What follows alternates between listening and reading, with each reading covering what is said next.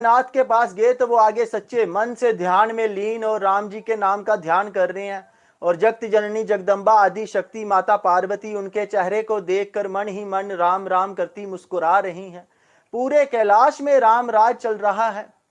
तो जब महादेव के पास गए तो महादेव ने आंखें खोली और पूछा, कैसे आए हो?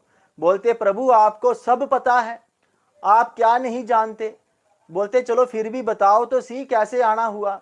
बोलते, इस व्यक्ति ने कहा है कि मैंने 2 बार जो राम राम लिया है, मुझे बताओ कि उसकी कीमत क्या है, उससे क्या क्या मिल सकता है। तभी तो मैं मांगूंगा जब मुझे पता चले कि इसकी वैल्यू क्या है। जैसे अमेरिका के $1 की वैल्यू इंडिया में 85 रुपीस है, तो वैसे ही राम राम की जो अमाउंट की वैल्यू कितनी है। भगवान शिव शंकर कहते, भाई पूरा दिन राम राम तो मैं भी करता रहता हूं, पर कीमत कभी मैंने भी नहीं सोची कि इसकी कीमत क्या होगी। तो इसका जवाब तो भगवान राम स्वरूप श्री हरि विष्णु ही दे सकते हैं। पर ब्रह्म स्वरूप जो नारायण बैठे हैं बैकुंठ में, उनके पास ही जाते हैं। तो वो मानो कि शिवजी, ब्रह्मा, देवराज इंद्र और जमराज पैदल जा रहे हैं और वो नवाबजादा पालकी में बैठकर जा रहा है। सिर्फ किसकी बदौलत? 2 बार उसने राम राम बोला। अब जब सारे बैकुंठ में पहुंचे, बैकुंठ का दरबार खुला, 7 दरवाजे खुले और आगे अंदर पहुंचे तो भगवान श्री हरि विष्णु, माता लक्ष्मी, शेषनाग जी और सारे बैकुंठ वासी बैठे हैं।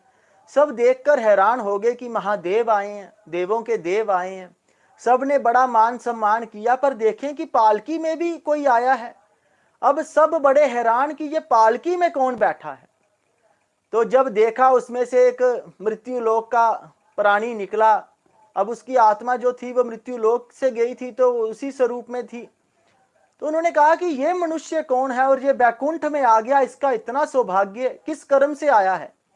तो बोलते, महाराज ये कह रहा है कि इसने 2 बार राम राम का जाप किया है, तो उसका क्या पुण्य फल मिलेगा।